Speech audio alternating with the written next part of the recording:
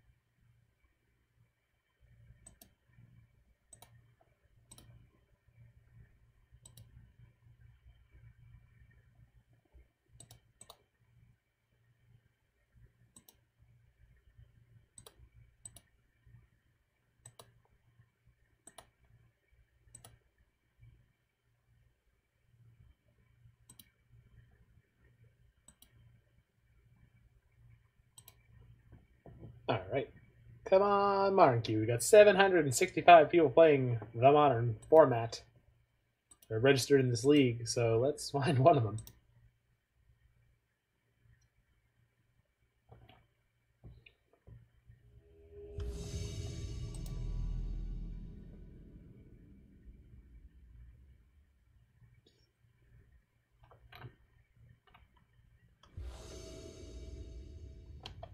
winning the die roll here against 6 Sigma.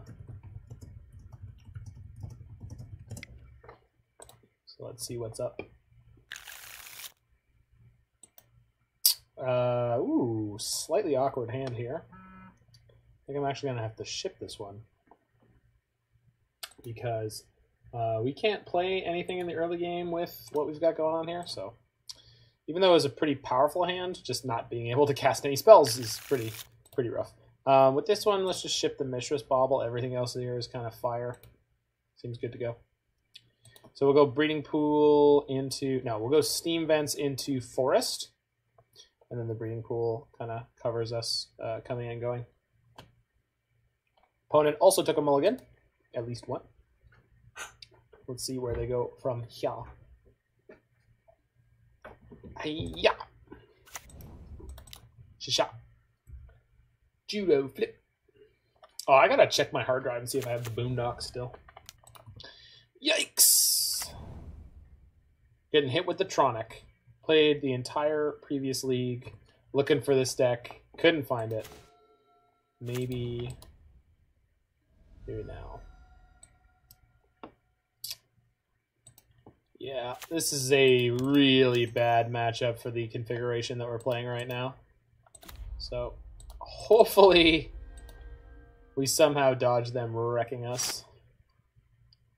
Because our plays are not going to be impressive compared to what they're up to. In Game 2 and Game 3, we will at least be able to... Okay, well that is phenomenal. From our side of the table. That definitely means that their potential Tron is pretty slow. And they didn't even have a... what is it called there? Ancient Stirrings. So their Tron is going to be quite slow with that hand. So let's pick up our Vista in case we Uro into an Astrolabe or, say, a Springleaf Drum, something of that nature. We did not, so we could just put the Breeding Pool down here tapped. In theory, using the Vista would thin our deck by one more card. It's not really a big deal. We need to find something that actually affects their game plan ASAP. Urza is not really that.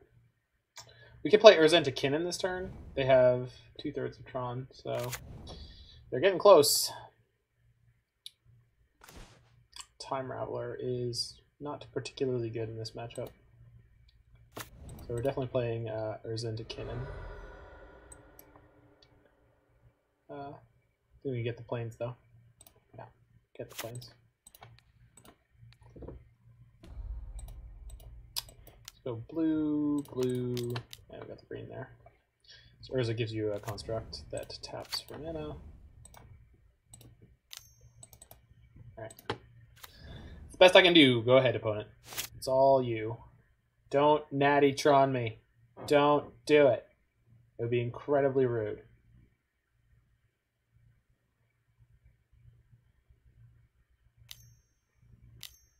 Okay. So if we find Karn, we're going to wreck him. We can also bounce the O-Stone with Teferi. Well, Dominic's Call gets me Stoneforge. I think that's largely it. That is not what I want. I want this. Sorry, gotta figure out my interface. So yeah, it just gets you Stoneforge or Kinnan, or Urza or Emery. Neither of which are super useful right now. So let's get Island.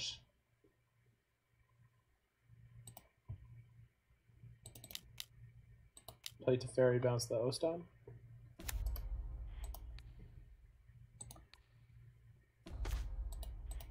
Yikes.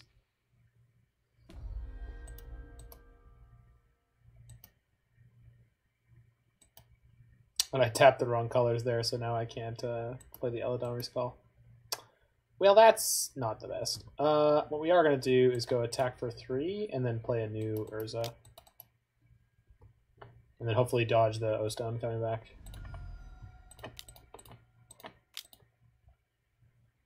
Because this gets our clock to the point where it's like almost reasonable.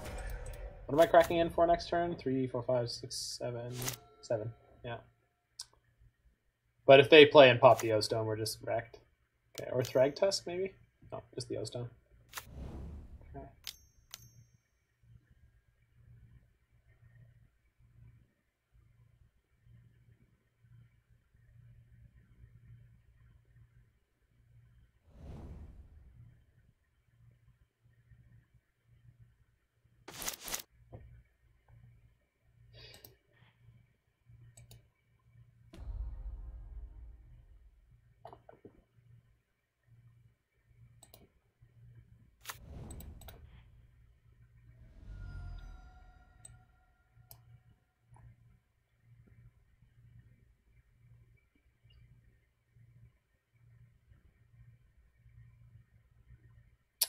So I can place Eladamri's Call, Stoneforge. Shoot. And then 1, 2, and then 1, 2, 3, 4, 5. Yeah, play and equip it, but I can't. Yeah. Which does let me untap all my lands, so I could spin Urza at that point, and then if we hit Karn, maybe we get there. Oh, I don't have any white, and I fetched wrong. Yeah. I'm punting with colors here. That's not a good thing to do.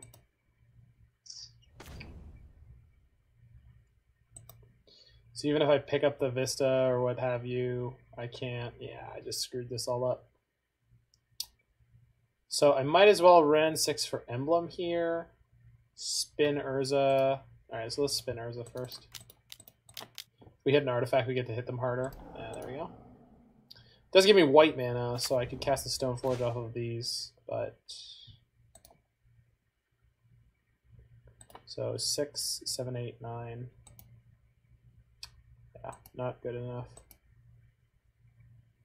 They'd spend their whole next turn sacking the O-Stone, so maybe we can kind of rebuild after that. We will see. I think hitting them for the maximum amount this turn is worth it, and then just getting the Ren 6 Emblem. If we hit a Galvanic Blast, we can actually kill them fairly quickly with the Ren 6 Emblem, so good luck me, I guess.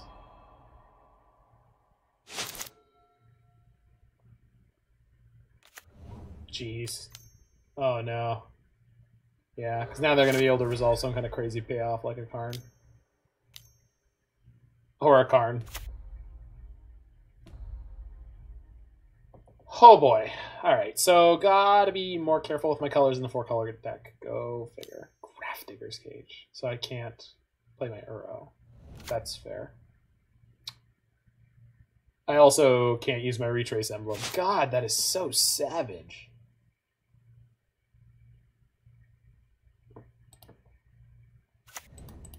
So I have 5, 6, 7, 8 mana.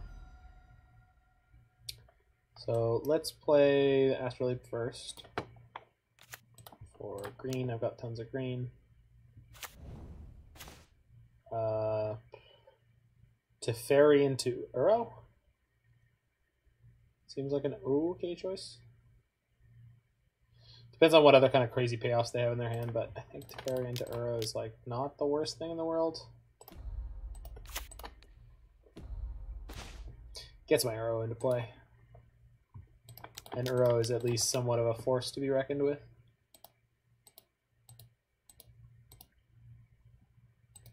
Alright.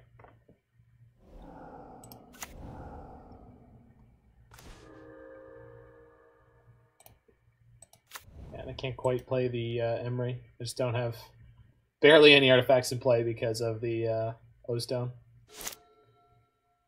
What is up, Jiggy Wiggy? I specifically stacked the decks because I wanted to start earlier again today. I've been liking the earlier schedule. I don't know if I'm going to be able to keep doing it based on the rest of the things that go on in my life, but the earlier schedule has been nice for my energy level. We played a pretty sweet 3-2 with the classic Snow deck with a tight loss in round 1 and it's pretty convincing loss in round 5 to Misplaced Ginger, who is one of the best band players there is. So, all right. What do you got? This Tron player stumbled all over the place, but this is a god-awful matchup for us. It's amazingly bad. Unfortunately, too, like, they were stumbling super, super hard, but they had O-Stone. My video is lagging. It shouldn't be on my end, I hope.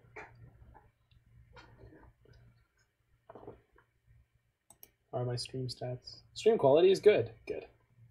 0% dropped frames. And we're over 5K kilobytes per second. 5,000 kilobytes per second.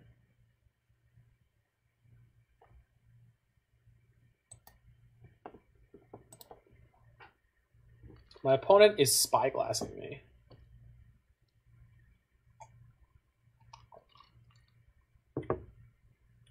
They have a Karn in play, but depending on what they spyglass here, I could ping the Karn with Stoneforge with Ren 6, play Stoneforge, get the Sword of Feast and Famine, equip the Sword of Feast and Famine, and kill them.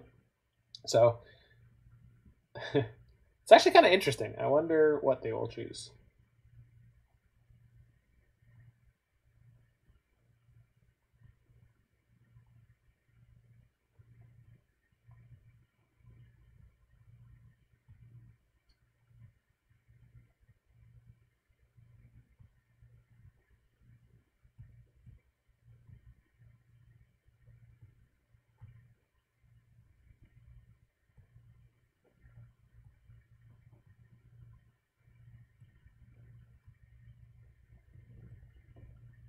Hello, opponent. I'm waiting for you to wreck me. I'm ready to be wrecked.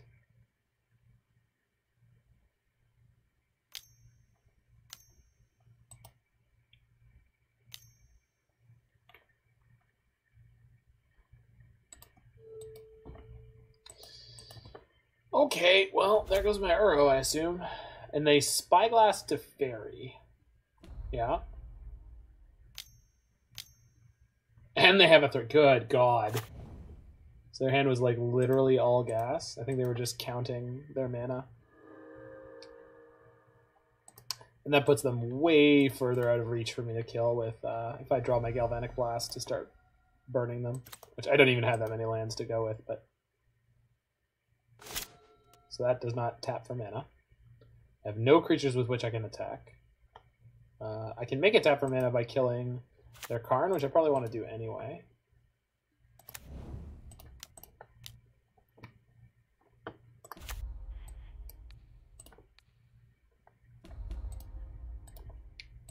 Play Emery. Emery could mill an Uro, which I can't cast anyway.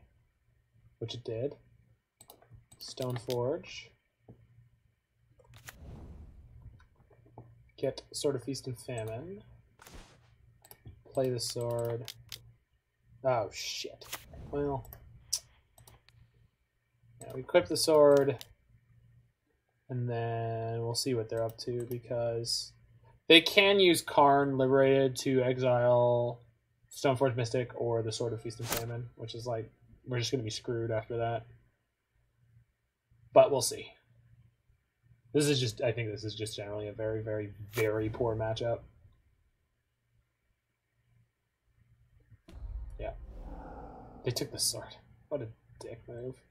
I mean, obviously it's the correct move. I'm just frustrated. Frustrated by my opponent playing correctly. How dare they? How dare they? They want to kill my round 6? Yeah, that's fine. I don't mind. So let's top deck a Karn. Oh my God. Oh, jeez. That's... Oh. Yeah. All right. So we just have to draw our Karn, one of our 4 cards. There are 33 cards through our deck, so maybe.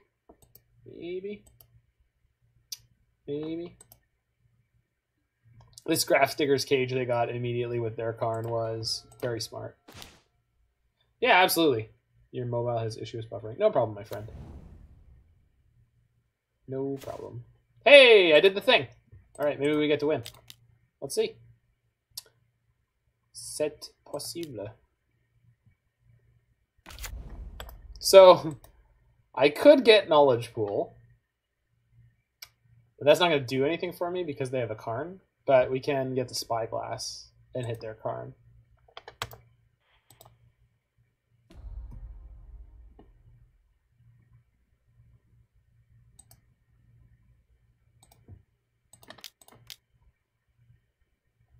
They have another Karn in their hand. Fantastic.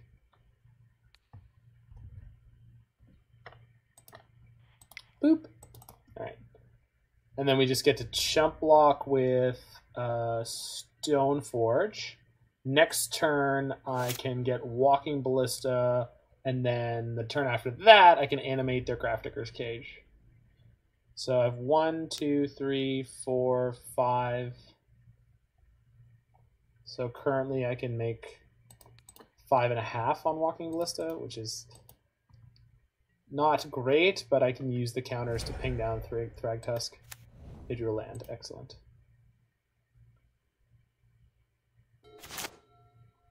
I had a way to kill this Thragtusk, but I don't. Alright. We're going to wish again. We're going to get Walking Ballista. If we fade one more draw step from them, I think we're good. Yeah, has to be Ballista. But actually, the Mox is really good, I think. If I counted correctly last turn, which we're going to find out in a second. So 1, 2, 3, 4, 5, 6, 7. No, sorry, 6. Hello. Emry can attack for 1. Why not? Boop. Oh, they can't attack with their Thragtusk, right? Because even if they kill my Karn, my Ballista kills them on the Crackback. So they have to draw pretty specifically to get out of this. They can't O-Stone. They can't, yeah, they're locked out a lot of stuff. And their Karn, the Great Creator, is mostly out of gas, so that's fine. They can't sack it. Perfect. Perfect. Okay. So now, you animate Grafdigger's Cage. Ping the cage. Animate Uro, or cast Uro.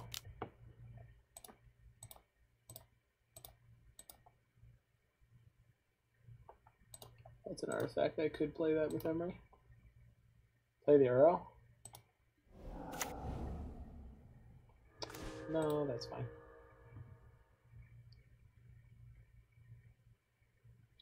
Can get the Batterskull. So let's play Urza.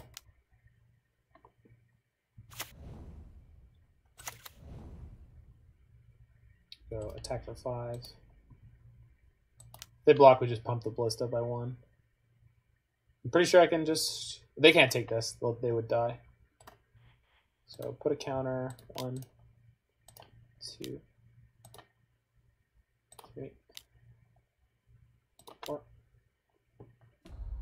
Combat. Bonk. Okay. And then Emry plays Mox Amber.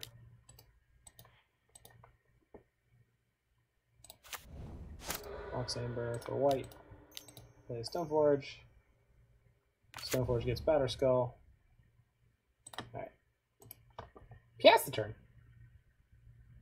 How's it going? What's up, D20 Bandit 91? We are playing Jiggy Wiggy's absolutely insane Kinnan Blade deck. Bawoo indeed, my friend. Bawoo indeed. I assume Bawoo is the approved sound effect of a wolf howling at the moon. Bawoo! Alright. Well, looks like we wrapped up this game 1. My opponent is milking the clock. That is acceptable. As we have taken a gratuitous amount on clock in this game, which I thought was going to be unwinnable. Somehow we completely pulled it out and demolished them. This looked real bad, but then we top-decked Karn the Great Creator exactly when we needed him into the Spyglass, into the situation you see in front of you. Okay, unfortunately our sideboard is pretty pointless here. So, I don't know if I was going to change anything at all. I guess they could bring in Dismember, which would make Veil of Summer better than Galvanic Blast.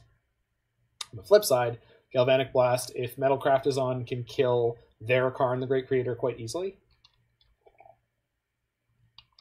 Sword of Feast and Famine is better in this matchup than Sword of Fire and Ice out of the sideboard, so we just got to play reasonably quickly going into game number 2 here.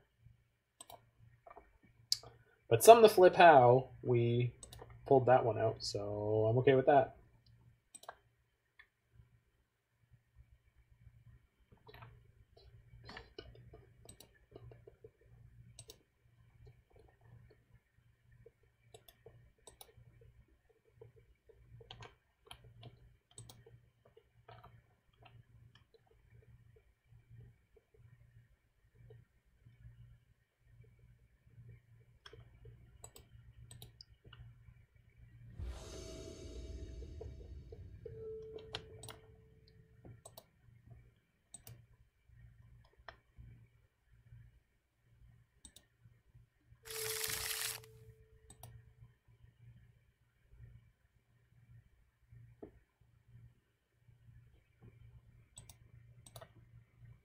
All right. This is a slow hand with a lot of potential. Got turn 2 Kinnan, so if we draw Astrolabe or Springleaf Drum or Mox Amber, we're going to get to take off here. So I'm going to be playing Fluffy Wolf Scred Prison of Night at my LGS. Well, good luck to you, friend. Galvanic Blast. That is not great.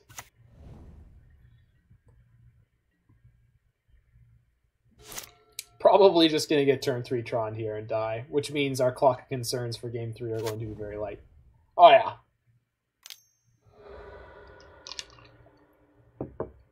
Opponent getting that full F6 equity.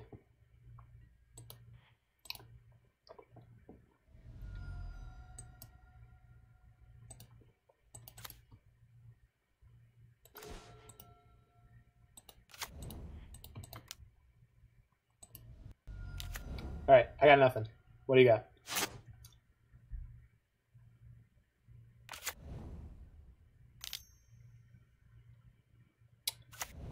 Yeah, that's a card.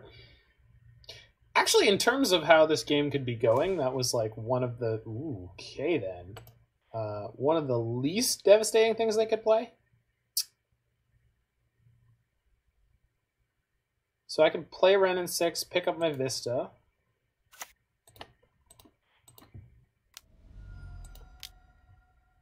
Oh, I could... No, I couldn't. I needed the red. Play Mox Amber. Play Emery. This is 2 mana right now, so I have 3, but I don't have white. That's why I can't play the Teferi this turn. But next turn I can play Karn. So that's kind of great. Okay. Back in 90 minutes to talk more. No problem, my friend. No problem.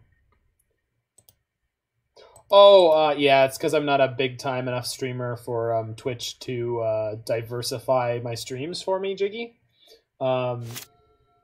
Once you are partnered, your input is down, I don't know, like stripped down to whatever. Okay, so nothing mattered. Okay, nothing even mattered. Anyone could see it. Anyone could see. Nothing even mattered there. But pretty close for us. But Ugin is definitely the win there. All right, going to game 3. One of the nice things is playing against Tron, you get some nice quick games at least. I mean, that first one was a crazy barn burner, but normally it's pretty straightforward.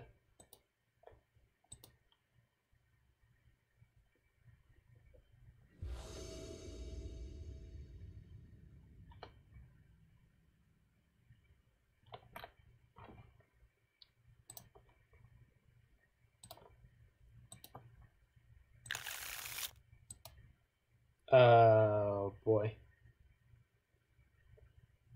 Yeah, I gotta ship that. And I have to ship that. Oh, this is how it ends. Alright, come on, come on, come on. It's okay, I guess. Oh boy. So Emery, Mox, Uro.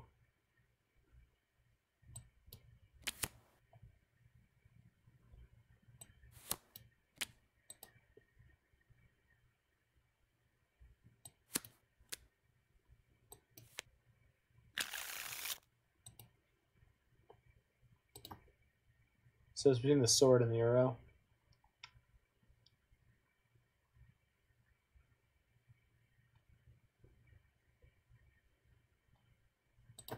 Yeah, to keep the sword. It's like theoretically super slow, but like, what is up? Larynx Punchworthy.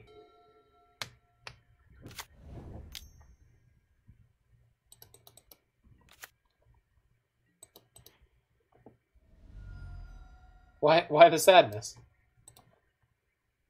Oh, there's the gladness. Oh, there's new emotes. Specifically tied to your name. My god, your powers have doubled since last we met. Alright, so Kinnan was a pretty sick draw here, because it means I get to play Kinnan, plus Mox, plus Emery, and then next turn I can actually play and equip sort of Feast and Famine, in theory. Good lord, that was a horrible flip. Okay, maybe. Maybe. I need one more mana. Those literally have your name attached to those. Well done, you. Okay, so that's mana neutral right now. There we go. Which is, and they already got their tower, so nothing's gonna matter in a second, but that's fine.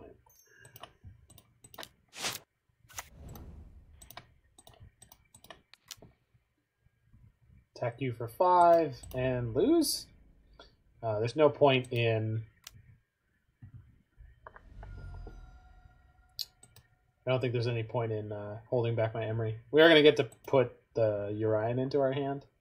So I guess depending on their payoff, maybe we get another turn. Because they are playing like the Thragtusks and the Worm Coils and all that nonsense. So maybe they don't have Karn. Actually, Karn isn't even that devastating, is it? Now that Karn is a problem, sort of. I don't know. What are they going to get with this? Liquid Metal Coating? Attack one of my lands? Well. They want a blocker, right? I don't know. I don't know what this does.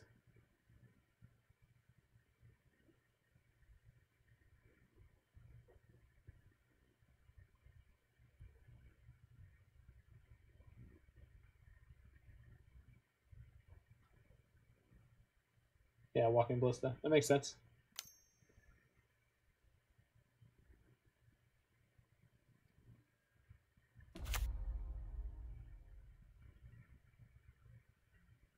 Galvanic Blast. Blast off the top. Come on. Do it. Do it. Do it. Mr. Enclosed. So close.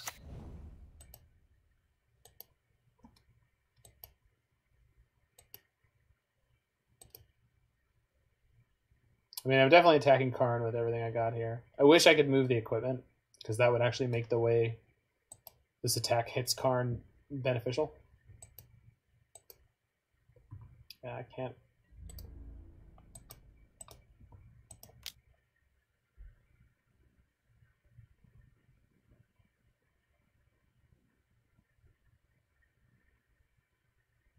They have one more land. They could crank the Ballista twice next turn, but I don't think that they should do that. There it is. This does mean that if they wish with their Karn, they lose their Karn, so Liquid Metal Coating's off the table. They might have a Worm Coil there in the sideboard, but that's fine by me. So go ahead. We are unfortunately 1 mana short of casting this Urian, and we didn't have a Karn of our own. We didn't have a. So if they have like Ugin here, we're going to be in big trouble. Let's see what they got.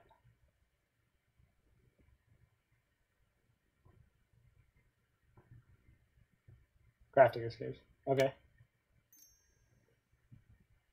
They can't activate that.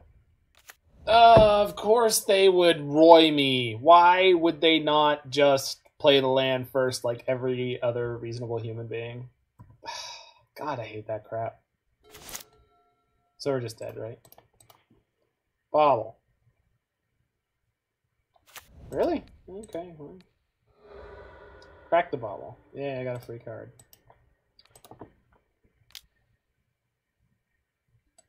Bring back the bobble. Wait a minute. If I cast Urian, they could let it come into play and then respond to the trigger by... Yeah, okay, got it. Don't do that. Don't do that, Zach. We'll do this again. At the top of your library, can I know again? Oh my god, it's a Karn. I didn't even look last time. So I think we're just super duper ultra mega dead. Because I can't... Yeah. Oh well. Attack! Rawr. Oh my god, they popped the O-Stone. They could have done that anytime. We're just done here. Alright. Well, bad matchup. I'm surprised we won the game that we did. That was pretty miraculous. But a reasonable showing from this deck, although the Stoneforge Mystic itself didn't really get to do too much.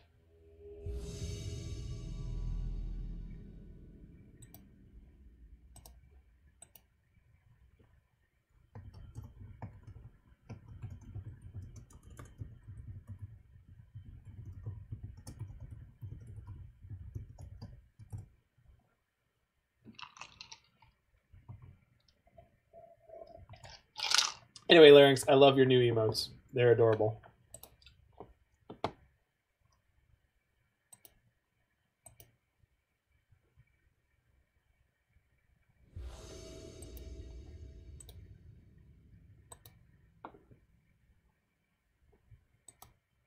Yeah, I guess we keep this. It's kind of slow.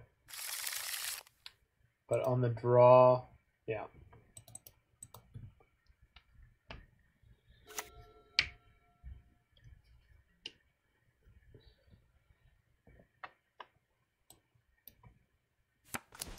Well, that certainly makes it a little bit faster.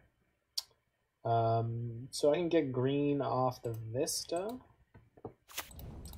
And then turn 2, I could play Teferi or Uro, depending on where we're at. Squaw! Yonk yonk.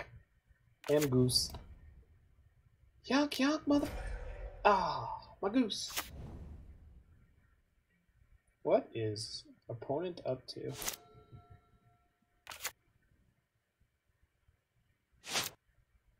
Prison? Maybe Scred Red? Okay. Well, if that's the case, maybe they're playing Chalice. So let's get this thing down. Let's get this thing down. No shock and kill. And Springleaf Drum. This means next turn when I play... Or if I play Uro, I get 2 mana rebate. Prison with Bolt. Yeah, I mean, maybe. I don't know what Snow-Covered Mountain could be other than, like, Scred. Maybe they're not playing Chalice, I guess. That would probably make sense. Any red deck that opened like that doesn't make any sense. Yeah, I think I agree with that. So we get to go Uro into Teferi here, so this is just going to be gross. Incoming Salt. Prepare yourself. So we have to tap Uro for white here.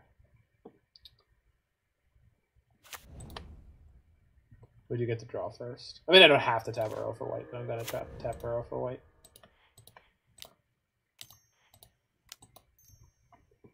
Bye, Uro. Oh.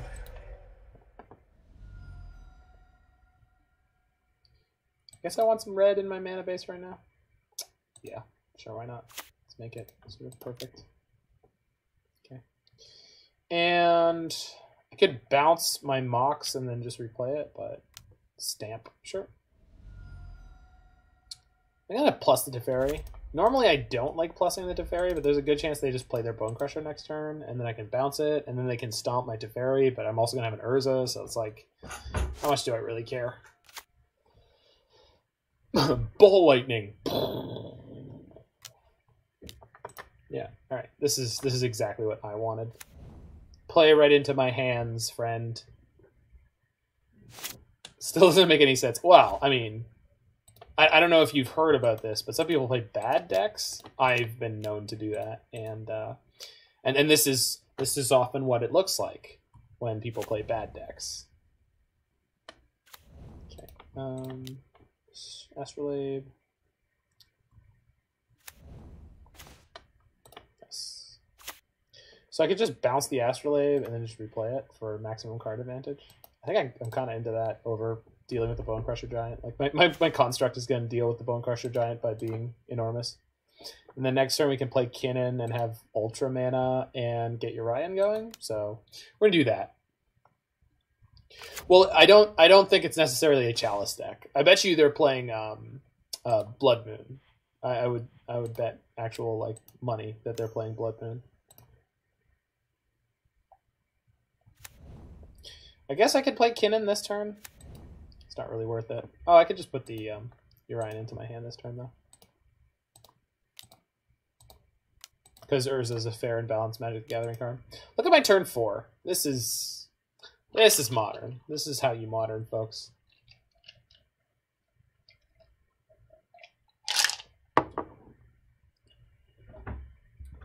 Tolarian Academy, eat your heart out. I love this card so much. This is just... Doesn't get any better than Urza.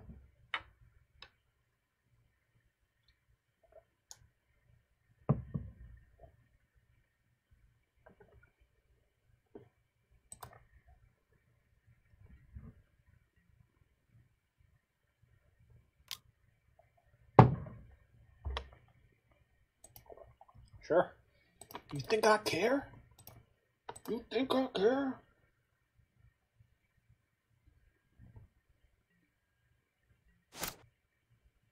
Yeah, this deck is really goofy on Magic Online. Ah, they got me! No, Teferi only drew me multiple cards and the spread. Yeah, sure. Ooh, okay.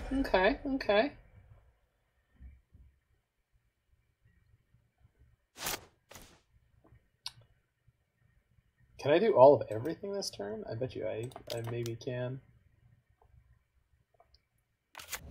1, 2, 3, 4, 5, 6, 7, 8, 9, 10, which is enough for Uro and Urian. But if Uro flips me a land, it makes it a little bit easier.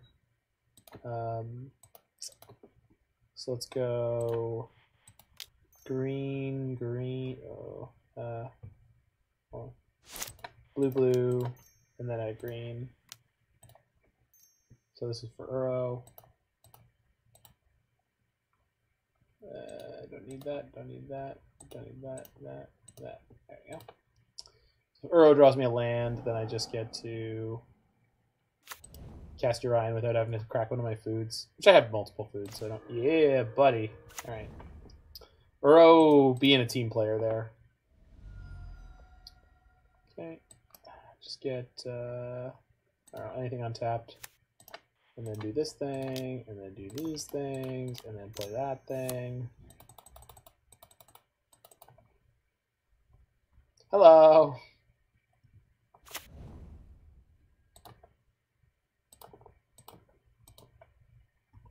Okay, good luck, opponent. That's all I got. That's the end of the train. Value train coming through. Choo choo. I'm just upset they killed my Urza, because then I would be able to have created a new construct here. Oh, they got an Astrolabe. Their Scred now does 5 damage. It's almost enough to kill Uro.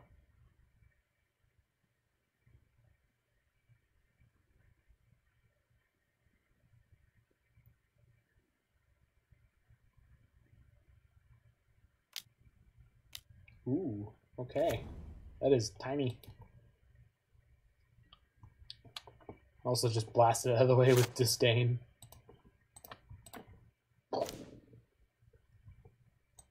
You got me.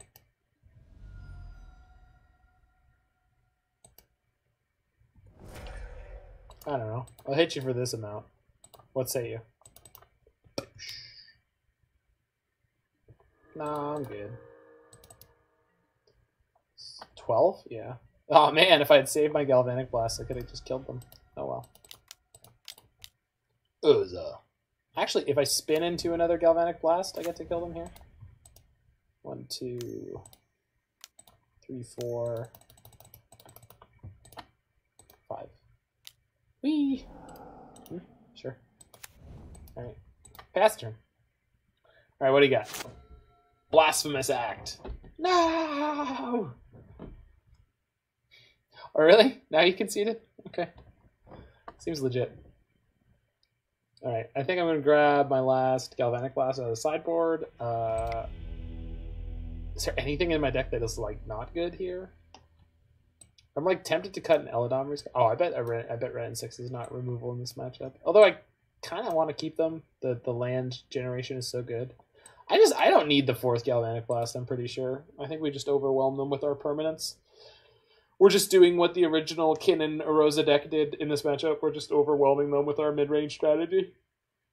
We don't play any relevant interaction. So, well, I mean, we do. We play Teferi and we play a small number of Galvanic Blasts, but the real way that this deck beats other decks is just putting down an insurmountable board advantage. The way the other decks can try to take us apart is with removal on our early mana dorks and sometimes artifacts. Like if they have like Shatterstorm on their sideboard, that could be a nightmare. I don't think it will be all that good, but it definitely could be something.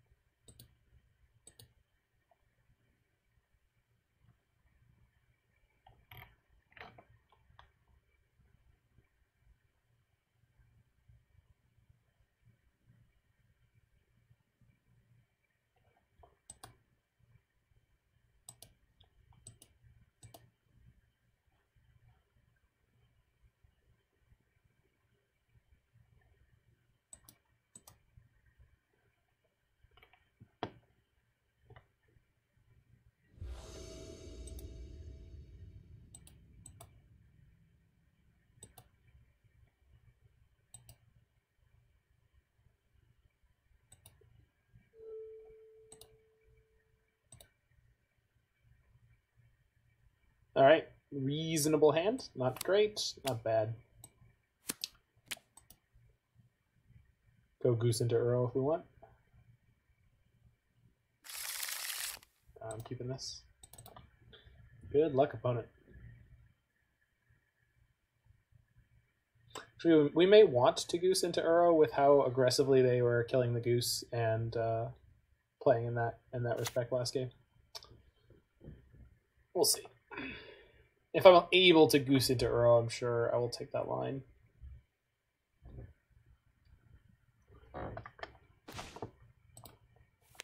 Basic Forest doesn't bother me. This can get a tapped Steam Vents, and we also have the Rauga Triome in our hand, so. Excuse me, Bolt. Oh, they're gonna have the Stomp instead. I bet. Frostwalk Bastion. Someone wanted me to put that in a deck, and I was like, nah, no, even the worst, Oath of the Gatewatch, Manland, Creatureland is better than that one. That thing is god awful. All right, Red 6 is a great pickup here. I think there's a basic mount in this deck. There better be. I'm sure there is. Yeah, there is. Good. Red 6. And I can play Karn next turn, which is gravy. So, if they just play Bone Crusher Giant, we're just gonna smile.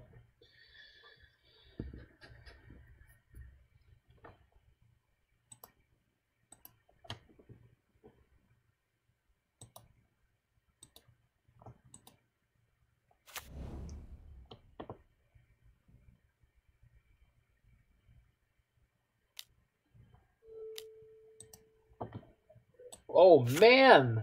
It's a 2/3. When it deals damage to a creature, you have to tap that creature. It doesn't attack. Why didn't they just play their Bone Crusher Giant? How is I? Okay, well, whatever. Okay, so we've got Mox Amber. We've got Kinnan. Mox Amber basically makes Kinnan free.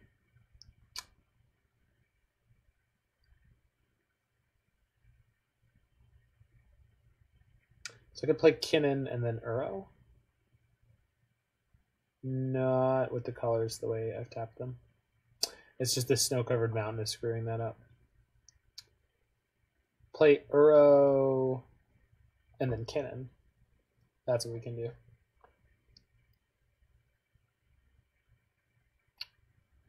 Does that work? No, that doesn't work either, does it? No, it does. Yeah, it works. That works. Yeah, Uro into Kinnan works. Kinnan into Uro does not. Interesting. Yeah, you get some wild sort of mana math lines with this deck.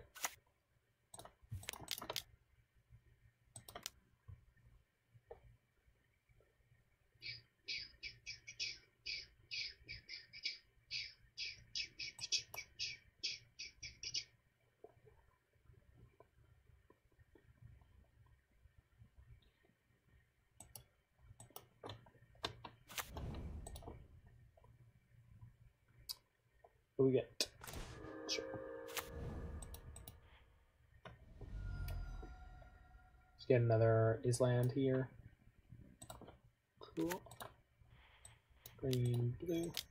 Trigger. Play the Kinnan. Boop. Then we'll pick up our Mystery Rainforest, and we're off to the races. All right, that was my turn 3. Go ahead.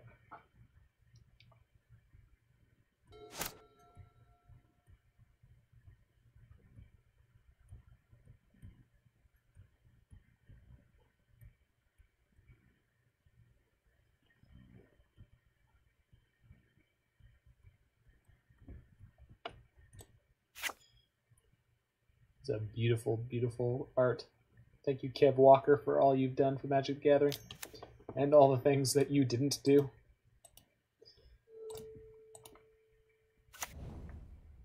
Oh, it is a snowland, though.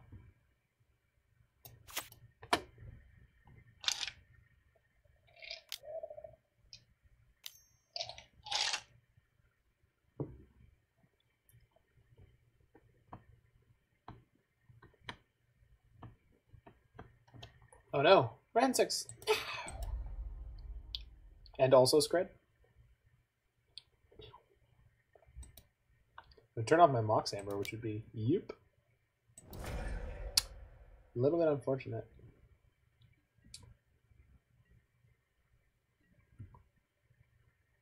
No, I don't think Scred Red is playing any Prison Elements here, so I think we're safe. Okay, so I think we're gonna play Urza. That I just picked up. Which I can't play the Eladamri's Call. Yeah. I guess I sack this for Hallowed Fountain.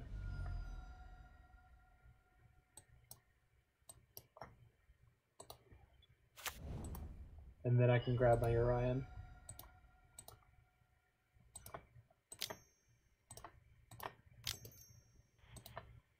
Bloop. Alright.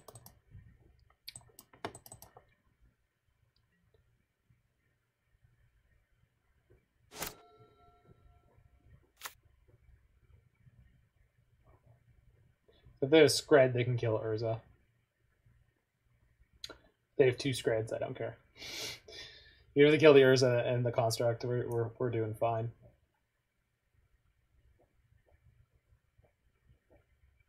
We could just bring back our Uro next turn. We're missing a second green. Huh. Yeah, I probably screwed up my colors a little bit by not... I was fetching basics pretty aggressively. Which would be good if we get Blood Moon, but I don't know if that's coming.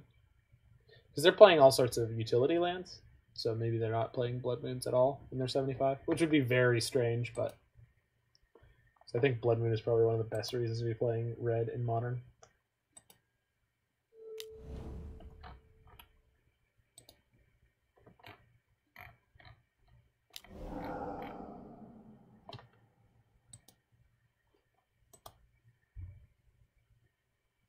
Oh, they hit me with Relic. Yikes. Well, there goes my Uro. On the plus side, they didn't kill my Urza, so that's going to go right.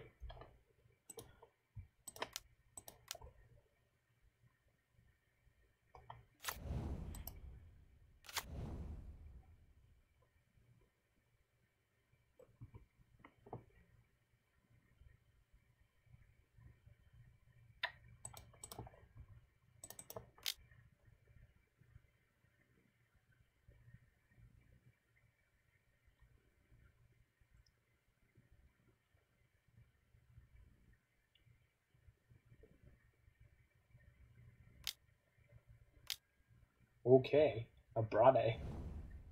Well, they did kill my Construct. But unfortunately for them, he's coming back. Also with a 4/5 friend. Slide the Kinnan for funsies. Whee!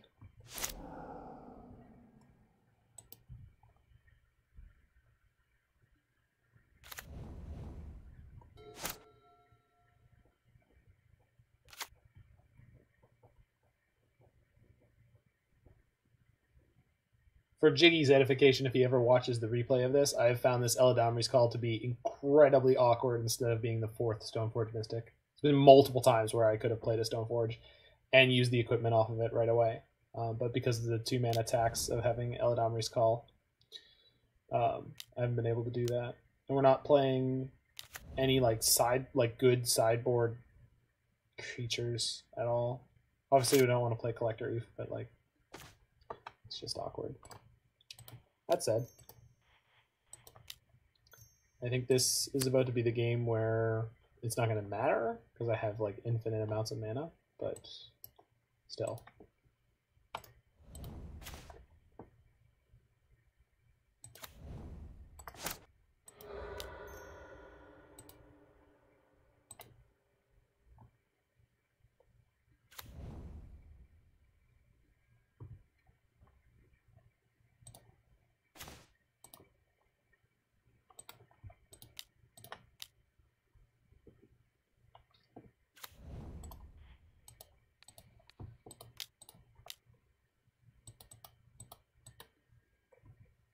I think if I had tapped a little bit better, we'd be able to do a little more this turn. I don't think it's going to matter, but yeah. So they have to discard a card, and I get to untap all my lands, which means I get to play Karn, which means I get to go get something from my Karn board, my Huish board. I have 1, 2, 3, 4, at least 4 mana. So what do I want? Sort of Fire Ice? Liquid Metal Coating? Coating's not that good here. Spyglass? Yeah. Sort of Fire and Ice. 1, 2, 3. Oops. 3.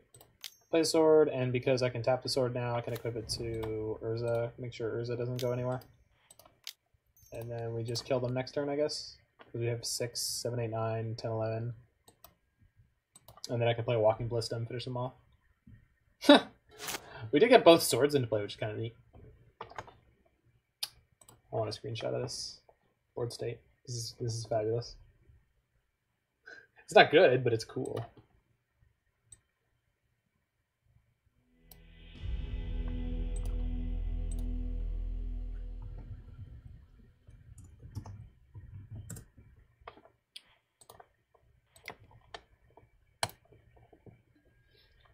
It's going on the highlight reel right there.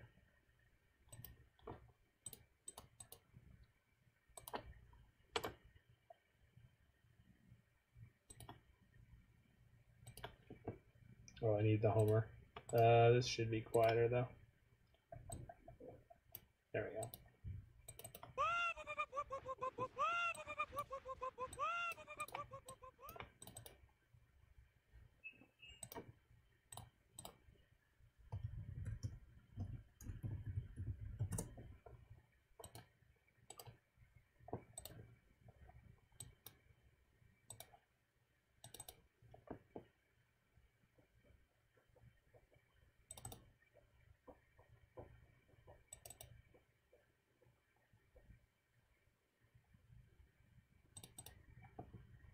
Whoop.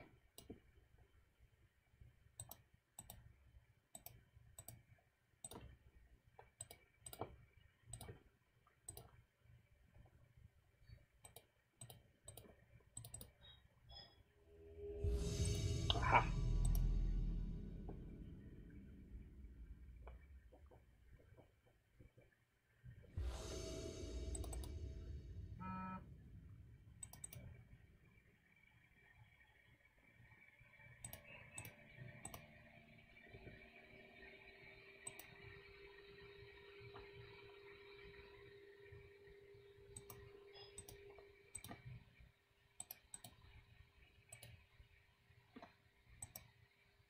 Alrighty. Yeah. Hand is keeper.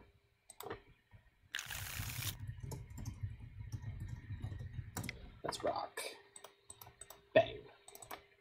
Let's go, let's go, let's go. Ooh, they got a sick avatar. Chandra, Torture, Defiance, Prestige.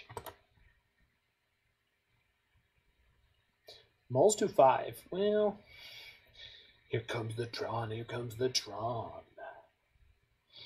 On the plus side, we can go turn 1, Goose. Oh. Ooh. You can turn 1 Goose, turn 2 Kinnan into Emery. Not bad. Or Kinnan into Stoneforge. Huh. Weird. Assuming they don't kill my Goose. Which they may or may not. We'll see.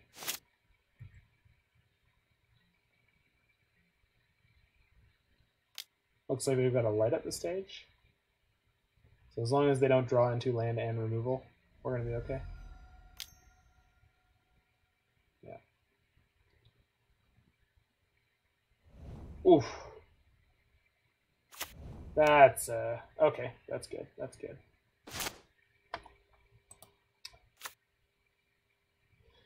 So if I Kinnan into Stoneforge here, I get to put the Batterskull in my hand, and the next turn I can play Gilded Goose and put the Batterskull into play.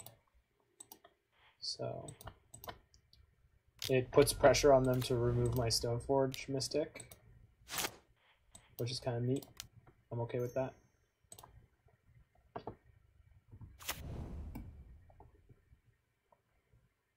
The Batterskull.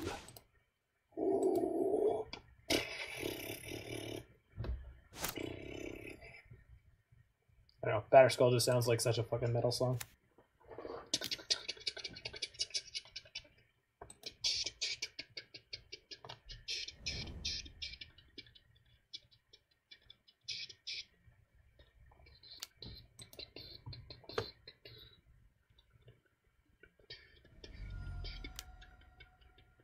Storming Entity, sure. Well, they put a lot more power and toughness onto the battlefield than I was expecting. But we're going to be able to play Goose, and then Goose, our other Goose, will be able to cook the egg into a Batterskull.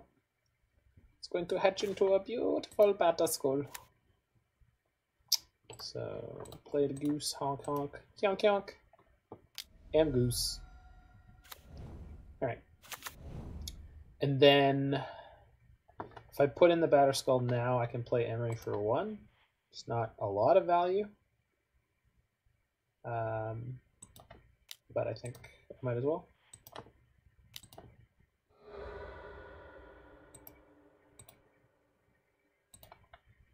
Ka-chonk. I guess this gives them the opportunity to use sorcery speed burn spells to try to kill it, which is probably less than ideal.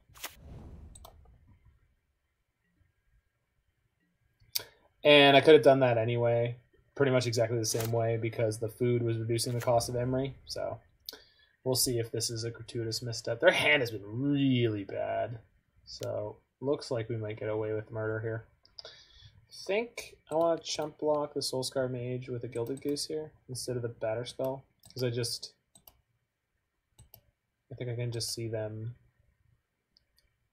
being able to combo with the Soulscar Mage to kill it. Yeah, so that's, yeah.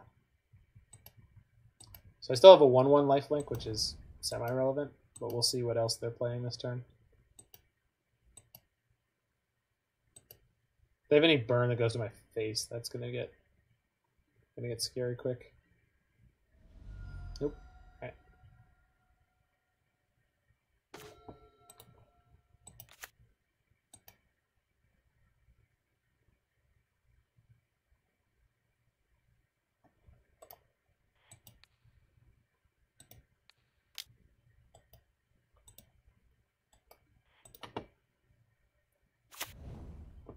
So we'll go attack, attack, attack.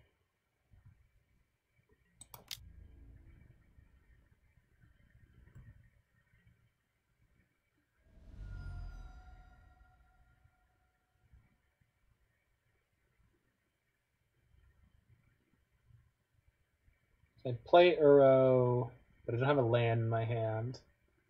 Play Ren 6, I don't have a land to pick up. We'll just play Uro to gain 2 life. See if I hit a green source, which is not particularly useful here. I think we're just passing and doing a little pass and pray here. It's entirely possible we just lose because that Stormwing Entity is pretty beast. Gut shot. On my face? Oh, that's a bad sign. Don't like that. I got 2 more cards in their hand. Skewer. Light of the stage. Yikes. This is a lot of prowess triggers. Okay. Mutagenic growth. Okay. But that doesn't remove any of my blockers, so Storming Entity will be blanked by Gilded Goose for this turn.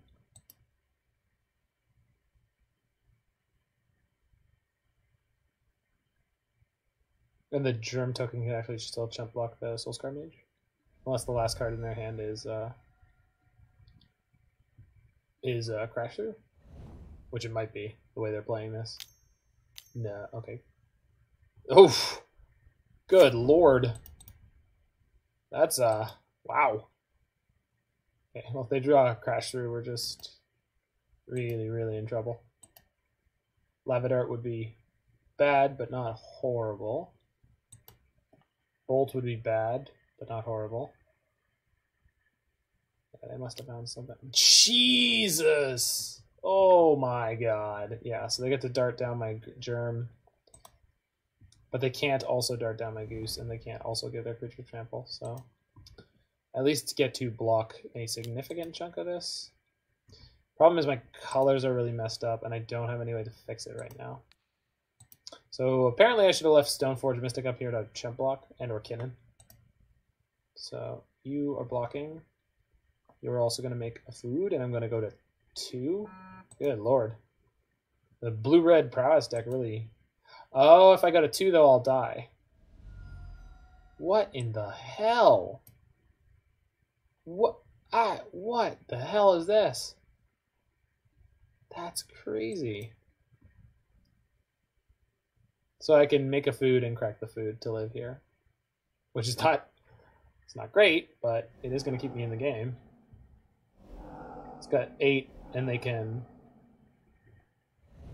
flashback the Lava Dart to essentially kill me here.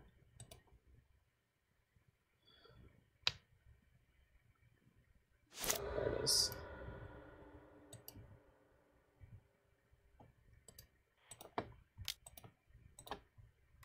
So pay 1 life to make a food, gain 2. If I top deck a land, I get to equip the Batterskull to Kinnan. I got a 1 for that. Nope. Just dead, huh? I didn't bobble. Alright, what's the top card in my library? Please don't be a basic. No, it's Uro. Okay. Wasn't going to get there anyway. Could play Uro, and then... Yeah, there's just no way. Whew! Nice hand, opponent. Nice 5. Jesus. So early on in that game, we made the decision not to block the Soulscar Mage when it swung in when they had 1 land, and they were able to light up the stage into 2 lands there. So it's an interesting decision point, and I wonder if I shouldn't have done blocked with the Goose, because if they didn't have an instant speed spell, we just get to benefit there and block them from having the potential to do what they did. So that's an interesting decision point. I don't think I want Sword of Fire and Ice. Well, actually, I probably do. Yeah. Over Sword of Feast and Famine. Sword of Feast and Famine is still accessible via Karn, but I think Sword of Fire and Ice is definitely better in this matchup. Feast and Famine is still good. I just can't have too many clunky cards in my deck.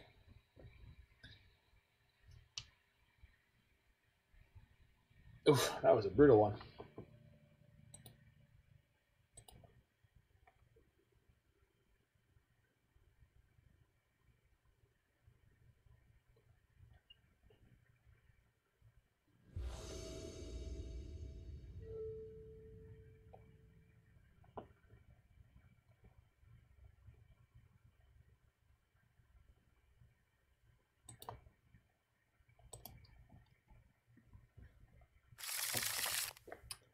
Yep, good opening hand. Not a great opening hand, but a good one. Turn 1 tap land, turn 2 red and 6 or Goose. I guess I think I'm supposed to shock in for this Goose. If they have a Swift Spear, it gets to block it, and it gives me potential extra plays early. Being able to Uro on turn 2 into Galvanic Blast could be really nice. So even though we take extra damage to get there, I think it's worth it.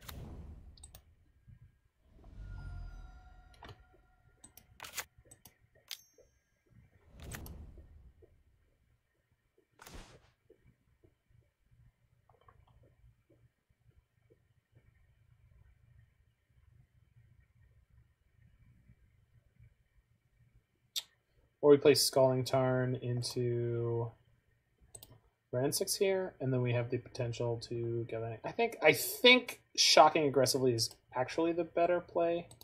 What we're gonna do is get a basic with this. See if we have to shock with that or not. If we draw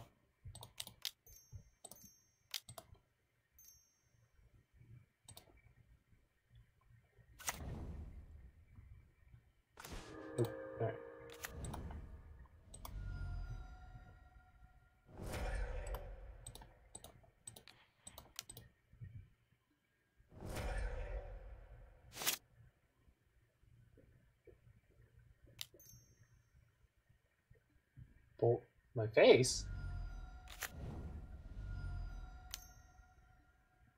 Huh. Fair enough.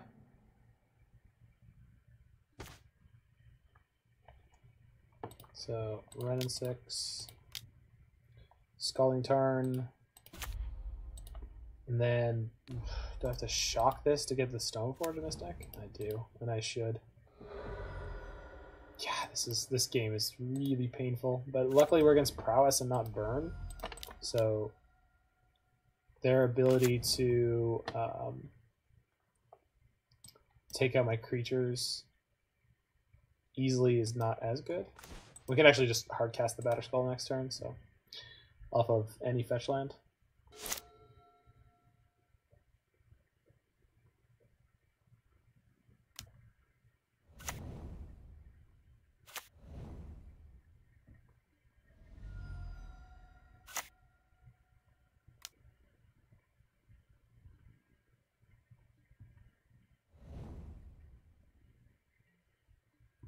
Okay, so we're not blocking this unless it's attacking my Ren 6. Yeah, we're not going to block this.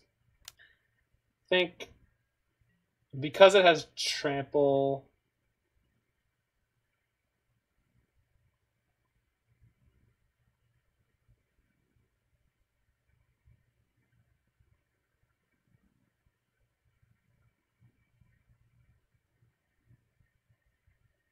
I haven't taken any damage this turn, so if they have a light up the stage, they need to play something to get through here.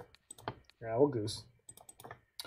And then in one of the worst case scenarios, if they're able to clear out my stone, that is a surgical on my Uro, and I have an Uro in my hand. That was considerably worse than most worst case scenarios that I was considering, which is great. Thank goodness. Thank goodness that people are playing the good cards now.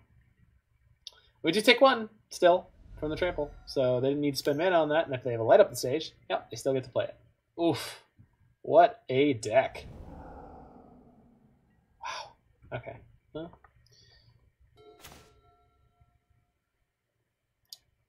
on the plus side. Is there a plus side? Not really.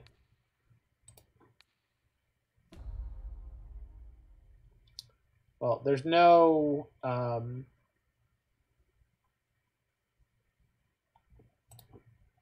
no, there is a plus side, which is that there's no Soulscar Mage yet in play, so I get to play Urza into the Batterskull here.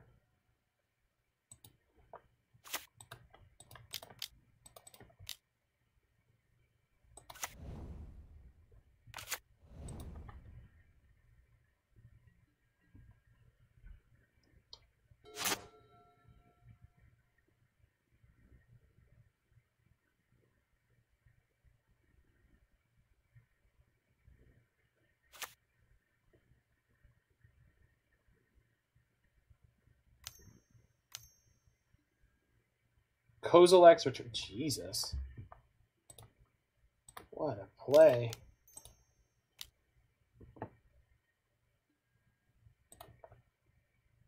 Wow. Yeah, and that's going to deal 2 damage to my Germ, so if they want, they could just play Lava Dart and then flashback Lava Dart to clear it out.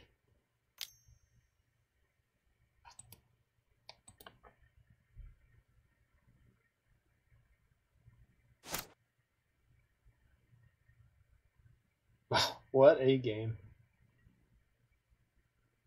We're definitely blocking with our Germ here. The potential to just gain 4 life here is just too important.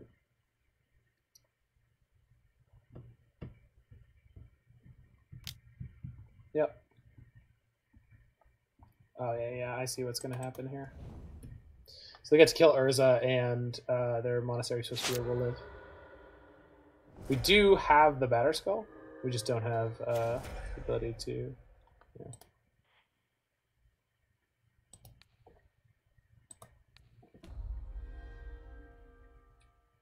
But I get to play a new Stoneforge Mystic, which gets me my Sword of Fire and Ice.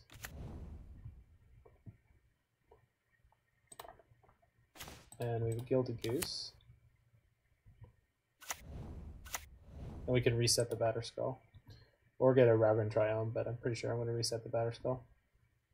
Pick it up, put it down, put it down, pick it up, put it down, put it down. So, we're in an okay spot. It's been a wild match against Kurveganhe. Kurveganhe? I don't know. Something like that. Nothing. Yikes. Okay. I think I just pick it up. Shoop. Oh no, they have a Shatter? Oh, that's fine. Sure. I don't... Was that... Okay. Was that meant to do anything? I don't understand. Okay.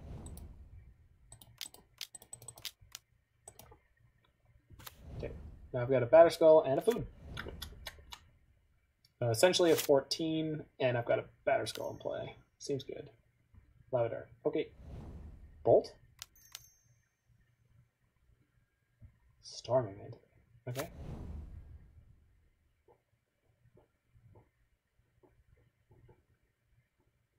Why didn't they Lava Dart me? They have the bolt? They have the bolt. Okay. I see. Fair enough.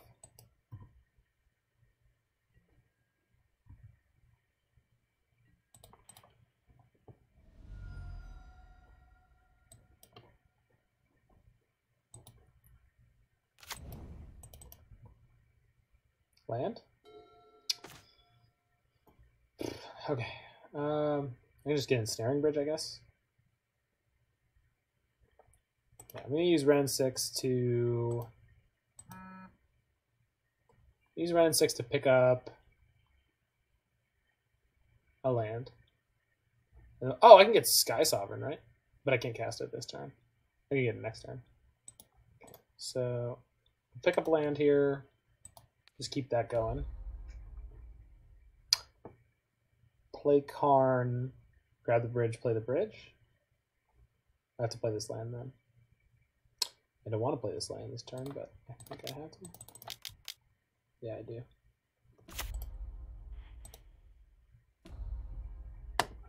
I still have a Lava Dart ready to go.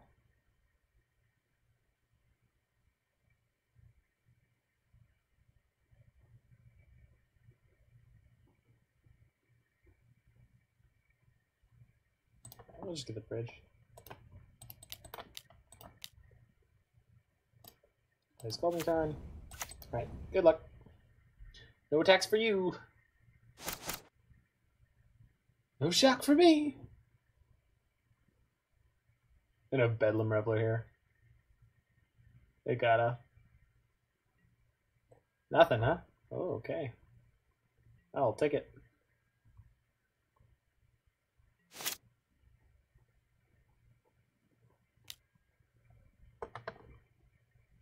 Okay. Sure.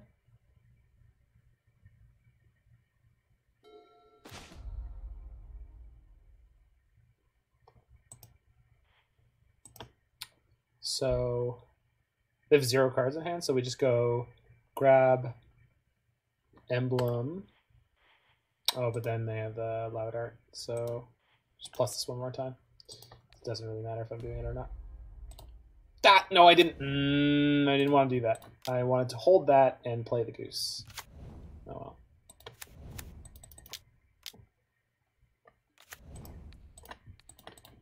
I can attack with the goose next turn. And I don't think I have enough lands that I want to get to reset this batter spell. But it's kind of funny because, like, I'm not really likely to do that anytime soon. Okay, that is something we wanted to draw a million years ago. So let's get our emblem. Let's attack for 2. Draw a card.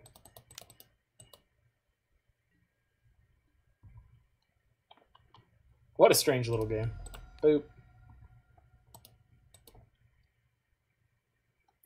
Oh, perfect.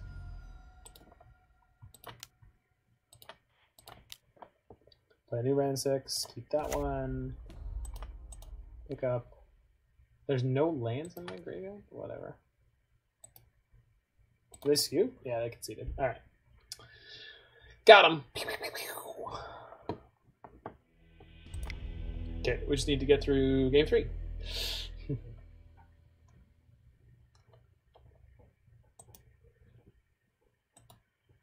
Okay, Batterskull's been putting in work both those games, so let's see if we can do it one more time. One more time, baby. One more time. For anyone who's wondering what this pile is all about, it is about being an absolute pile. Alright.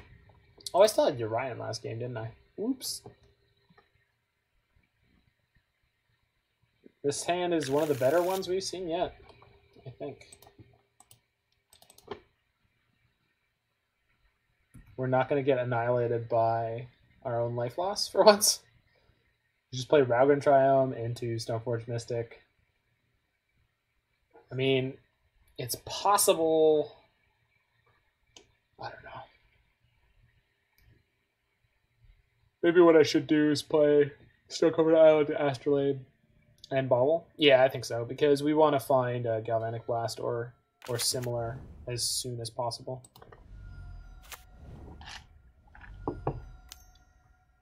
I think our opponent is correctly, aggressively mulling for 1-drops, which I think they probably should be doing. What's on top of your deck? Light up this son of a bitch. Sorry, I just every time, man, it's crazy. They just always have the light up the stage. And we drew another bubble. Okay. Well. All right, light it up. 1 mana divination.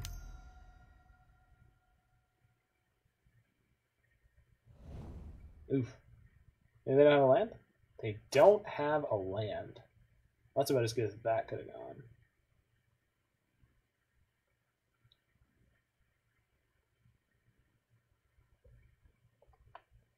So let's play Vista. Get any color. Some green. Use that for Stoneforge.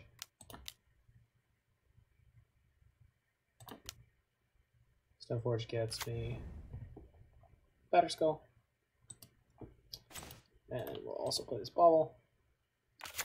Do we hold on to the Bauble to play Emry for 1 mana next turn? Potentially. I don't need to crack it now, that's for sure.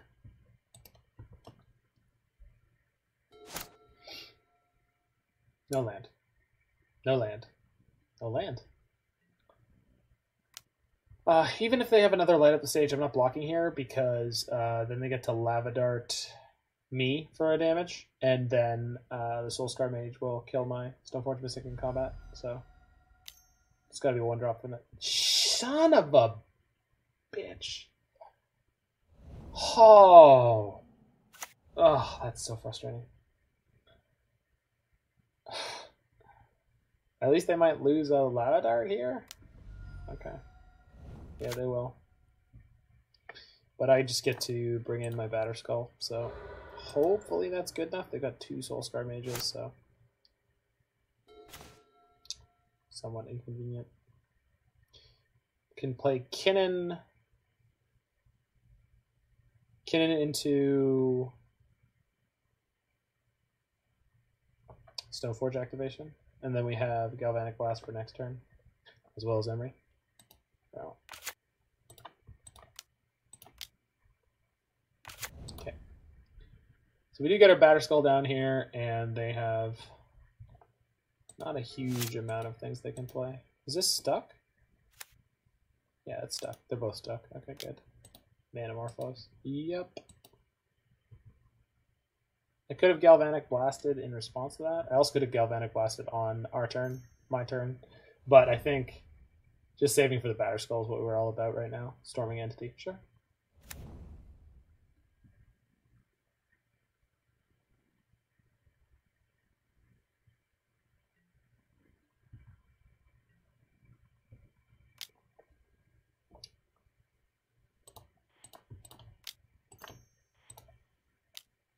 Batterskull. Alright. So they don't have a Lava Dart in their graveyard, so they need to spend an actual amount of resources on this. They have a Lava Dart in hand, they get to kill my Germ and their Soulscar Mage. Yikes. Yeah. Oh, alright. But we're gonna take 3 and gain 4. I'll take it. I'll take that trade.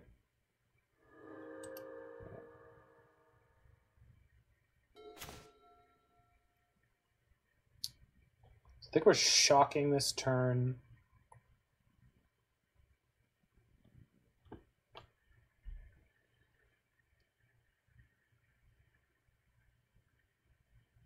So I could reset my Batterskull this turn, but I think instead we're going to play Urza and have Galvanic Blast up. Because if we play Urza, the Galvanic Blast will then have Metalcraft. So play Urza. We need to filter through the Astrolabe, but I can do that with mana from the Construct. So instead of, yeah, so we'll just play Emry here. Yeah, perfect. Hey, Midge. I'll just grab me something from the, yeah, no worries. All right. We're good. Well, we're not good, but maybe we're okay.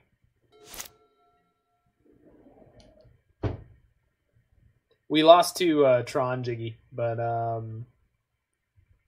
this one's been really wild, and Stoneforge has been relevant in literally every single game. So, got that going on.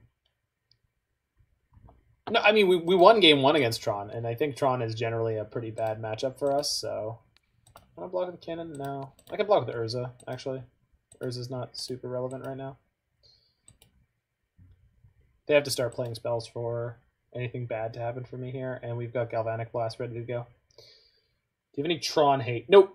This deck is horribly configured against Tron. The only thing you can do is draw your Karn, one of your Karn, the Great Creators, have a ton of mana, and use that to beat them. So there's no like efficient cards against them. There's just the potential of not drawing and beating them with that. So they're Mutagenic Growthing, the Soulscar Mage that's fighting Urza. So we're going to... Is that? Yeah. We're going to Galvanic Blast it in response. Okay. We'll see how far this goes. I'm not sure what the last card in their hand could be to beat this. Obviously, this game is not over from their perspective. This is just really bad for them right here. I think a Braid would be the best possible card, because they could kill my Construct, save this Soulscar Mage, and then this Soulscar Mage will only take 2 damage, and then it'll be big enough to kill Urza, and it won't die from the 1 point that Urza will deal. So, if they have... Yeah. There's plenty of cards they could have. Let's see what it is. So I got a 5-0, you just dodged. Yeah, exactly. Well, I did beat them in game 1, which is remarkable. But Karn, the Great Creator, is the best card that this list has against Tron, because it stops their O-Stones, it stops most of their Karn, the Great Creator. Okay, so they have a Bolt, and they're bolting... Son of a bitch. Yeah, that was really good for them.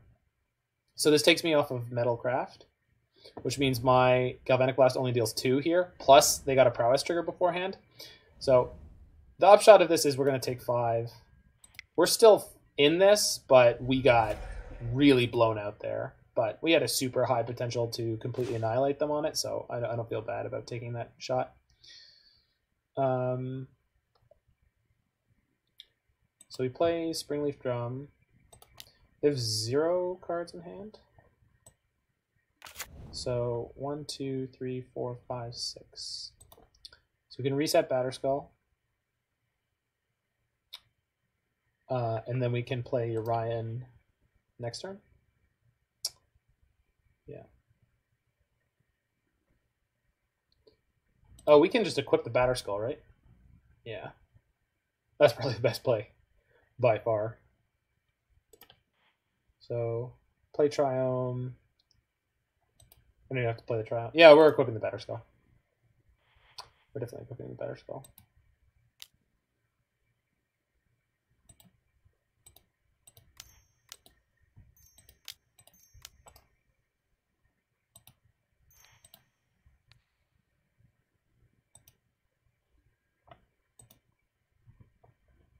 So they're not likely to be able to get through this very easily. Although they will get to draw a card with Fiery Islet, and then, yeah, and then they'll see where they're at.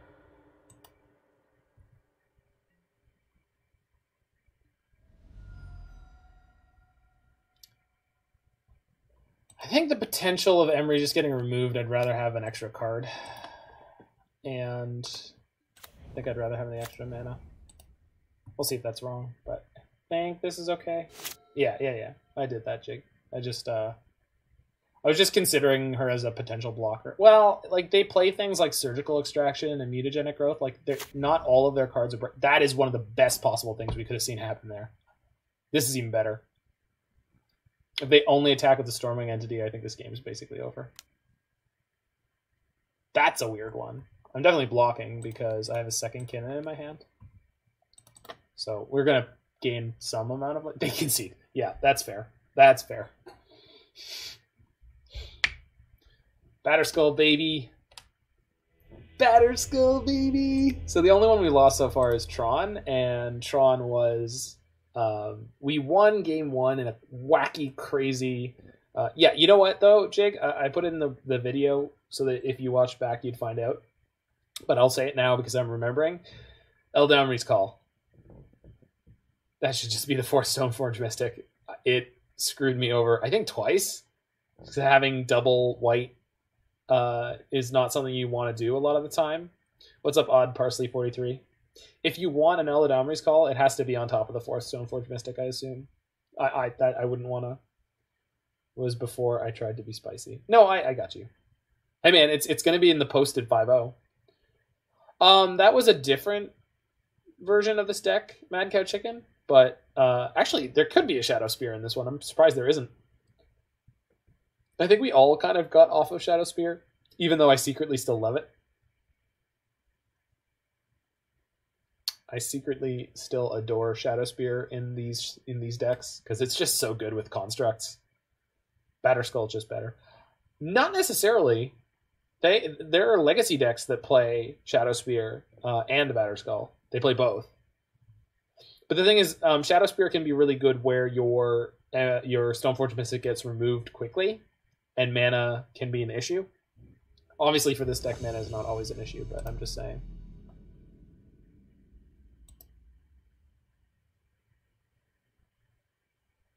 Maybe he did when he...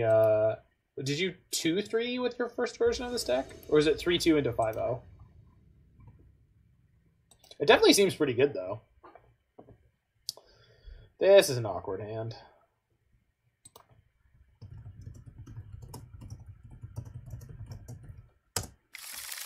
Let's turn 2 Emry. It's turn 2 Emry, and it's pretty easy for us to draw out of it. They mulliganed. All right. Faith. We're going to go. I got faith. But I don't think there's been a single 5-0 that I have, jeez. Oh no. They're back. Oh no. All right. I haven't seen many 5-0s that were like completely brutal like the whole way along. Like I feel like almost every 5-0 I've ever seen, like you get help somewhere along the way. Like your Tron opponent mulling to 3 and 4. Oh no. Oh! It's not so bad. It's not so bad. It's E-Tron. I mean, it's bad, but it's not that bad. These 2 1-drops in my hand are bad, but I couldn't play them anyway. If we find a white mana, we can use Teferi to bounce this. So maybe we get away with this. All my 5-0s are with lots of help. Yeah, exactly. Turns out 100% win rate isn't achievable. Well, I wasn't asking for 100%, Schwen. You know, just 66.6 repeating decimal. Because I could 2-1 every one of the matches. My 2-3s are with lots of help. Yeah, I know that feel. All right, here comes... Okay. I was predicting Thought-Knots here, and I was wrong. Man, that is... Yeah.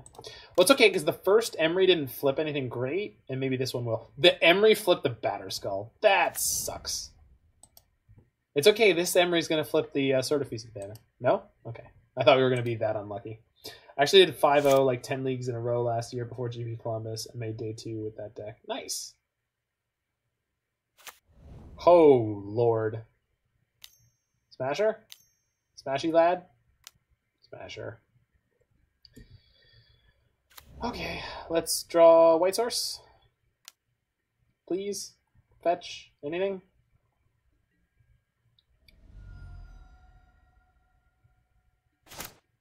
Mm-hmm. Yeah, no, sure. Sure. That's... Okay.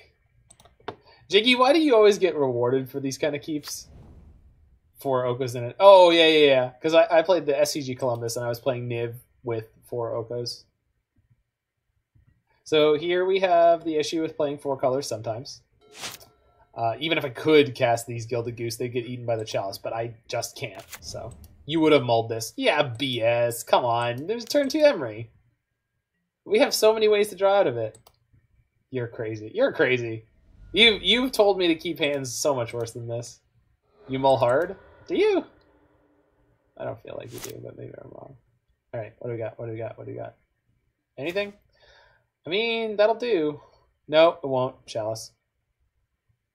Jesus. Alright. Let's just GG go next. You've mulled to 4? Good lord. I mean, I've mulled to 4 too, but usually what happens is my 6 and my 5 are like 0 landers. I guess I didn't actually have to concede there because they were on 2 cards in hand and they hadn't been doing anything forever, but I just was not feeling it. I'm just a little bit tired, I think.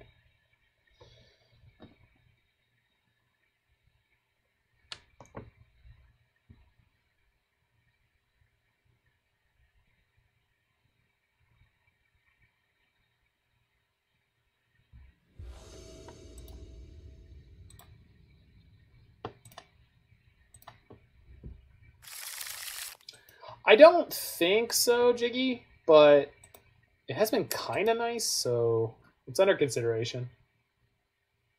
So we get to go turn 1 Astrolabe, turn 2 Ren, and 6 into Emery.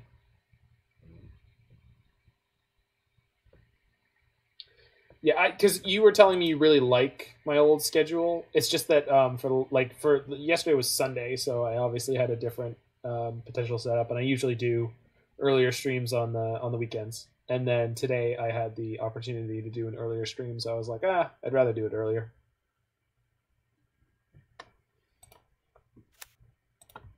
So, yeah, Roger. Turn 2 Ren and 6 and Emery, correct. It's gonna be sick. Thick nasty. Hopefully our Emerys, or our 1 Emery mills something good this time. They went to 5 this game? Good lord. Yeah, they did. Okay, well. Should have casted Mox. Yes, you are correct. You are correct. We did not get punished for it, but we... Yeah. So with this, we have to get a red source in order for my plan to work.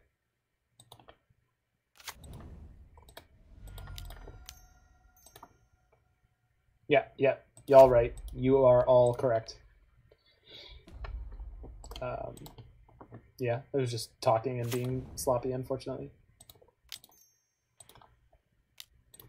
Whee! Alright, there's my turn 2. Go ahead. We have Springleaf and nothing else, but that's okay. Unfortunately, if they Chalice here, it's going to be a little annoying. But we could actually play... Oh, no, we can't play and equip the sword, but we can play the sword. Let's see. Oh, they didn't have a Chalice anyway. Okay. So there is another fetch in my graveyard, but let's just do this first.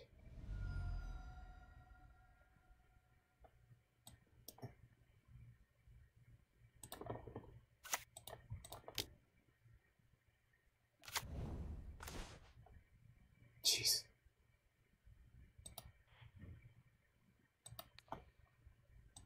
So I can Emery for the Springleaf Drum, play it, play the new Emery, but then I don't have enough mana for this sword. So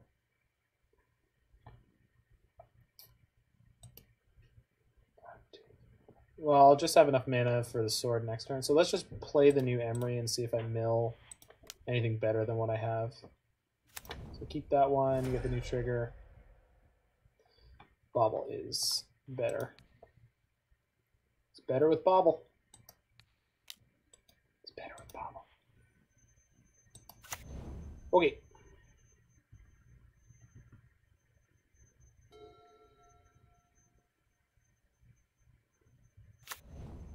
Natural Tron.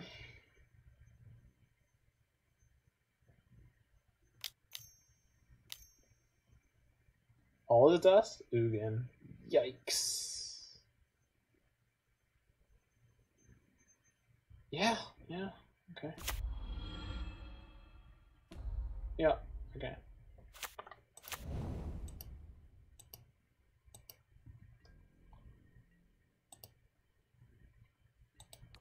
My Tron opponents of every type. I got annihilated last night by Blue Tron when I Thoughtseize them and I took away their remand so I'd be able to land my Ashiok the next turn, and they top decked another remand. They got me good with the Scrybug. Alright, so there's nothing I can do to get through with this sword. Yeah. This is just true. A bunch of lands. Jeez.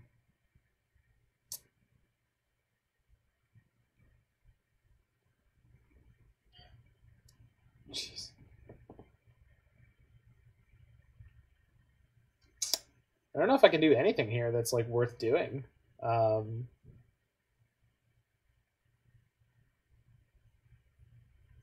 Yeah, I guess so. Yeah. Yeah,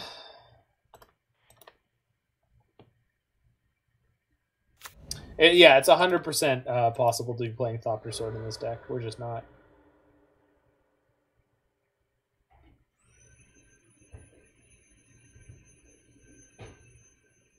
We are 1 away from victory. I mean, they've got an Ugin, and their hand is probably Insanity, so... Top of my deck is Stoneforge Mystic. I think I'm willing to keep that. Because that also gets Batterskull. So we'll just play Sword of Feast and Famine.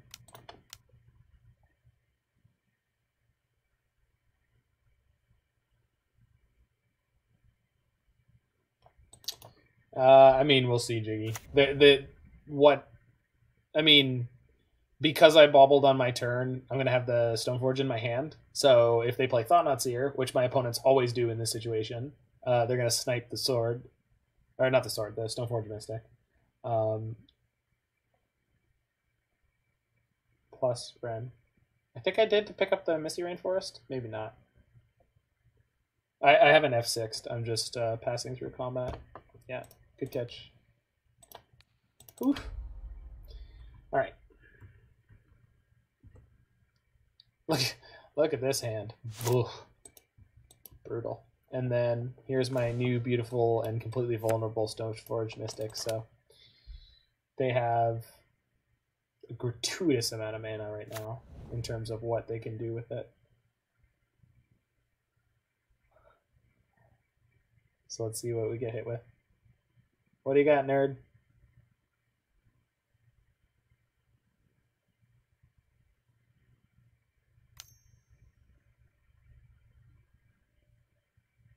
Do you see? Do you see this? This is what always happens. Like, we looked at the top. It was Stoneforge Mystic. It's like, okay, cool. We won't shuffle that away. And then every time, that is what happens. But don't worry, it's not over yet.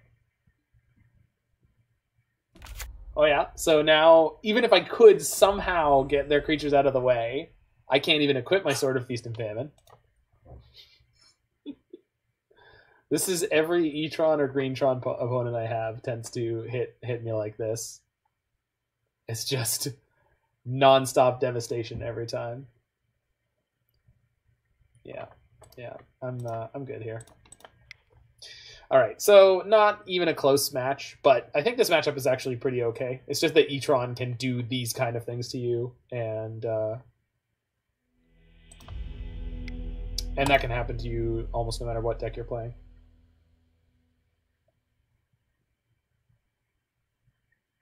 Game 1 was a sketchy keep. I mean, I'm not going to say it wasn't. I just... Yeah, in the dark, they mulled to 6, and that 7 was sketchy, but I was like, I mean, we have a million fetch lands in the deck. Like, there's 12 fetch lands in the deck, any of which would have pulled us out of there. Well, more of the 4-drop Karn, because there's, like, no good tutors for Planeswalkers, as far as I know. There are bad tutors for Planeswalkers. Okay, so we're on the play here. Astrolabe and Springleaf Drum, but I don't think I can keep this. This is considerably better. Keep this and bottom. I think the Karn, because Urza tends to get you further along towards more threats. I did mull the 7, yeah. But I think anyone who knows what they're doing with this deck would mull the 7, because there wasn't even a guarantee that you could cast the Wrenn and 6 or have a fetch land for it. So I think it was a pretty clean mull. Boop. That's okay. We're at 2-2, and we have had some variance, and that was a sick draw. Where are these coming? Last league I was playing a deck where I wanted to play against Tron. All right, so I could go Springleaf into Emery, and then have one more mana left. But I think the Ren and 6 is just better because it guarantees all my future land drops. Although Springleaf into Emery means I could turn 3 Urza.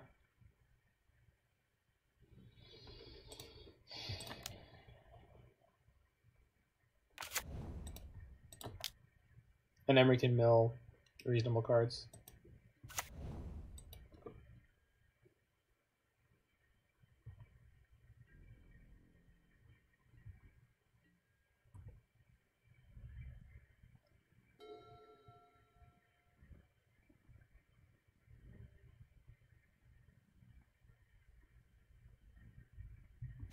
Oh, thank goodness. I mean, I know I just lost to E-Tron, but at least it's not as bad as playing against Green-Tron.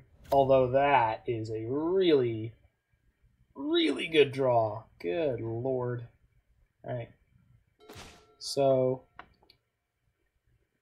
Emery from Mox Amber, play Urza. Then Urza almost lets me play Ren and 6, but not quite. This game is redemption. Well, we'll see. Yeah, we'll see. Oh, we can Urza into Urian. Not the whole thing, but we can get the front half. Of course, then they're gonna go get their Tron, and then they're gonna get their Tron, and then hit me with Thought-Knot Seer. But it's okay. We'll be fine. On the plus side, if they get their Tron here and they play a Karn the Great Creator... Shh! You see this? You see this, Jiggy? This is how it goes. This is how the rest of us live. Yeah. So they got 4 mana left. Get 2/2 Ballista. I guess I have the Galvanic Blast, but I can't use my Astrolabe, so we'll see. Bridge. Well, I can hit it for...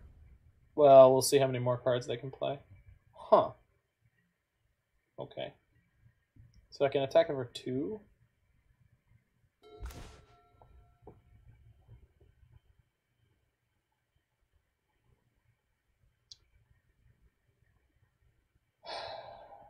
And then I could play Urian.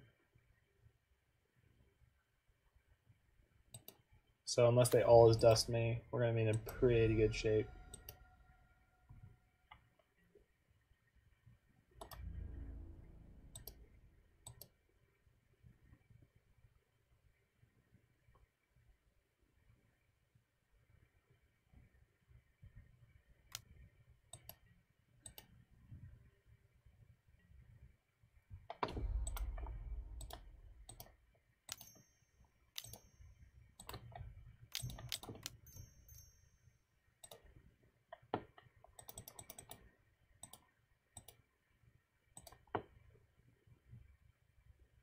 Otherwise, if I had the Ren and 6 down, I could ping it here, but unfortunately, like just cascading choices from earlier in the game brought us to this point. Which I don't like. I don't think any of them were decidedly wrong when I made them, but.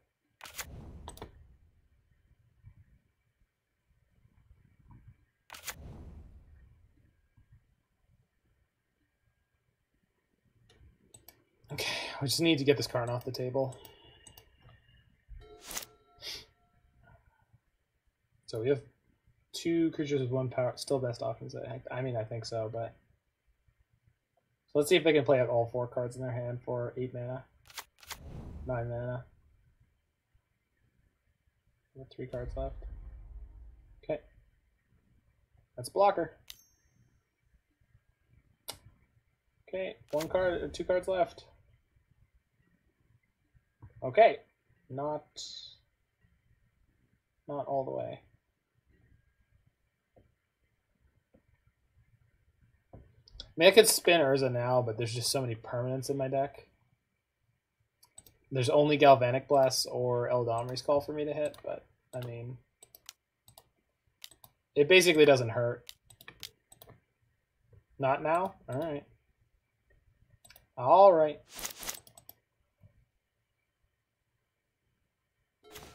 That'll do it. So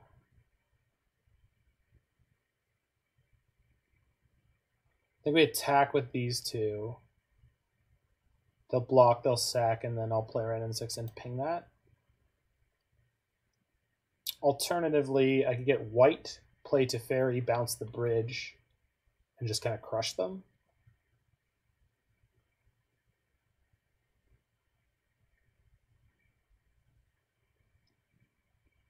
Means the bridge comes back next turn, but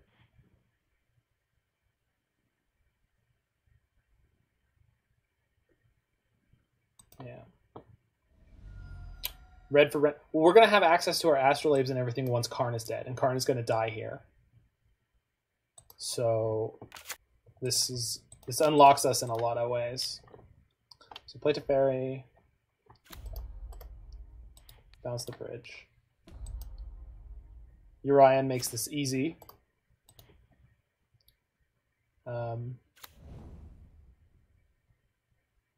Unfortunately, we can't ping this right now. That would make a big difference in damage, but that's okay. So, I mean, we'll see. Tax Karn, tax them, tax them, tax them. All right.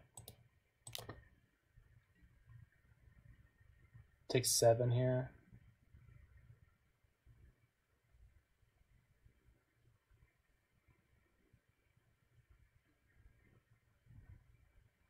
Oh wow, they're taking a ton of damage here. What? Why didn't they jump block with the... Okay, whatever. Not gonna worry about it. So...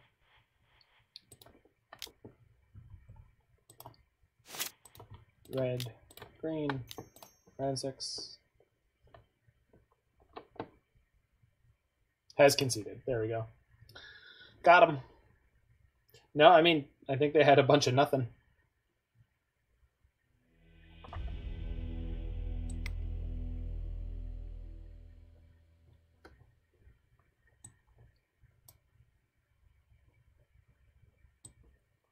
Even though Teferi was good there, I still think he's the best cut. Let's just cut the Eladamri's Call. It's just so mana inefficient. Yeah, them having nothing is a good call. I mean, it works for us. It's definitely big thumbs up here. I'll be back in 2 seconds, and we'll finish up, or we'll get into game 2 of the final match for today.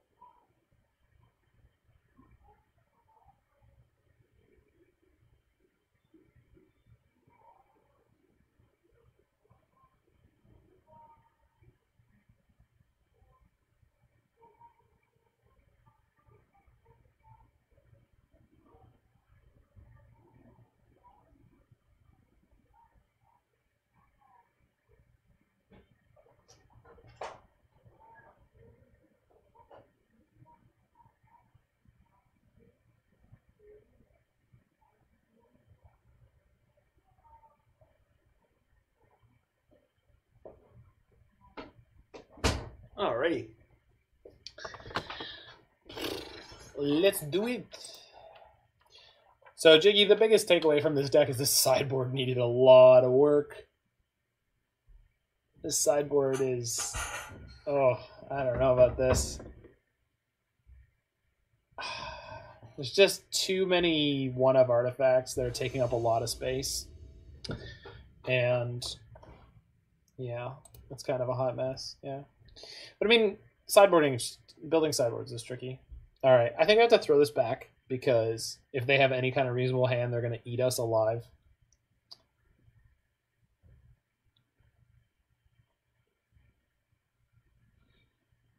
Four moon in the sideboard. Okay, That's a choice. Yeah. They mull. We're gonna mull. Well, we need to be a little bit more proactive. Okay, so this is like sketchy, but I am gonna keep this. I think I'm bottoming the Stoneforge Mystic. So I need the... No, it's Emry. I think Emry is the weakest card in this hand.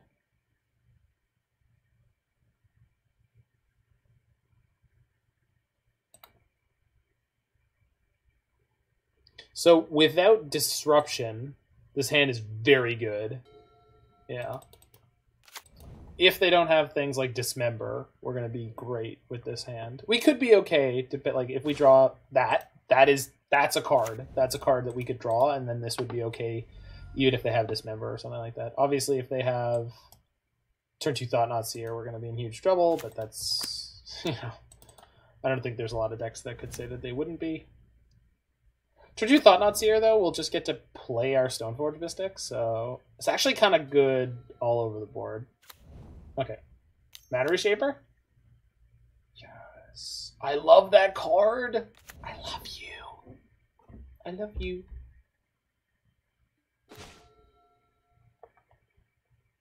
Okay. So let's just play Renin 6 into Arcum's Astrolabe, I think. I guess the other option is just to play the Stoneforge Mystic. I don't have to do anything with the Goose. Playing Stoneforge Mystic, though, is vulnerable to Thought-Knot Seer next turn. Kind of. Not really.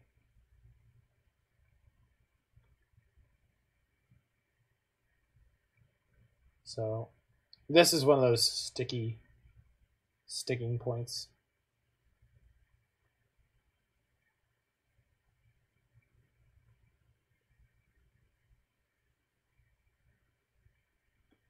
I think we'll go Ren 6 into the Astrolabe.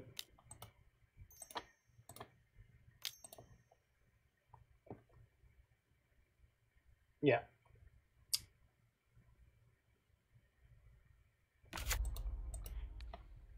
Yeah.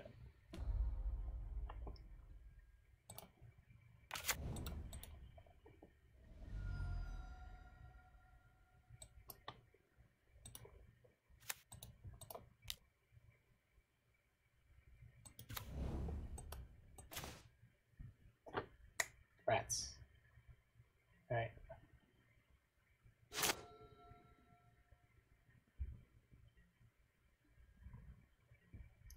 You better not be roying me, opponent. Don't you dare fucking roy me.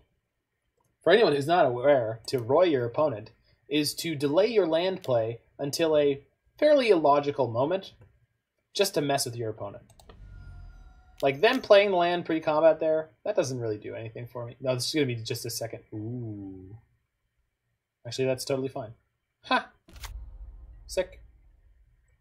I'll take it. I will take it. Even with that, I'll take it. So, I think I'm just playing Stoneforge Mystic this turn. I do want to get red mana into my mana base here, and then this could get me white afterwards. So, play the Vista, pick up Misty Rainforest. Well, I guess I could get tapped red-blue, and then... Oh, no, this is probably should go get white. Or this could get tapped blue-white. Either way, we're just going to play this Stoneforge Mystic.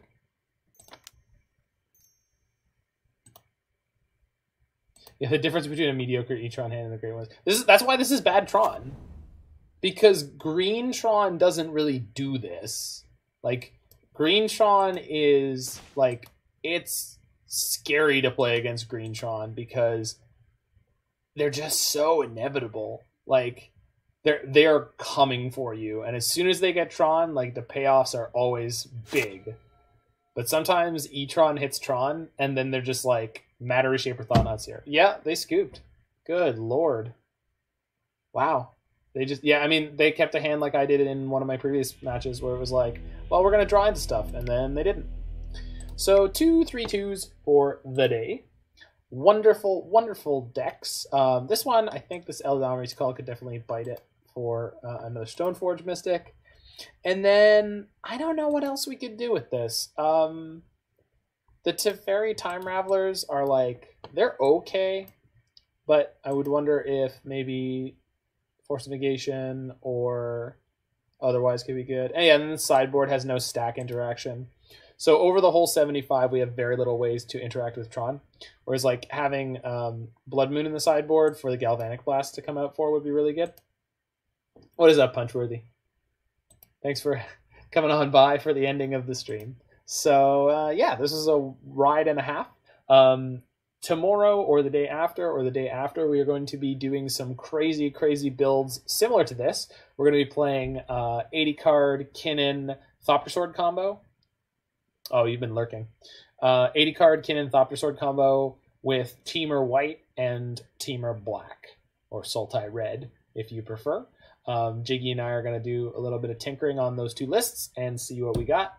Until then, you guys have yourself a fantastic evening, morning, whenever you check this video out on YouTube.